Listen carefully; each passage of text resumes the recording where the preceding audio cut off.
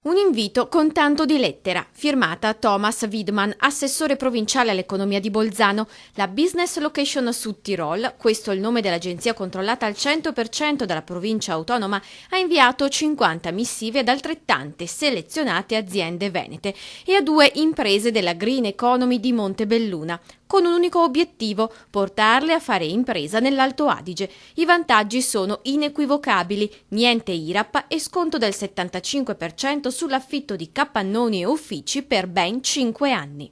Hanno fatto bene, ognuno vende quello che ha. Invece che andare tanto in giro per l'Europa, andare in Carinzia, andare di qua, abbiamo l'erba del vicino, no? Basta anche andare in Friuli per avere qualcosa in più, non serve andare in Trentino.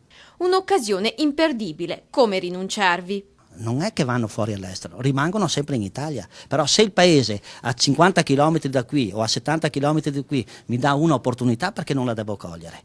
Una provocazione invece per il presidente della regione. È un'autentica vergogna, questo è vero e proprio dumping, scrivendo ai nostri imprenditori dicendo: guarda, se vieni da me risparmi. Troppo sfrontata Bolzano, secondo chi amministra. La provincia vanta, priva di modestia, elevati standard di qualità del fare impresa, geografia strategica, burocrazia ridotta. L'imprenditore mi scrive: se accettassi questa proposta risparmierei 1 milione di euro all'anno. Ma l'attacco è anche verso il governo nazionale, capace anche in questo difficile periodo di concedere quelli che oramai sono letti e da tutti come anacronistici privilegi. Purtroppo in Italia c'è un problema, che abbiamo delle regioni di serie A e delle regioni di serie B. Abbiamo delle imprese di serie A e delle imprese di serie B.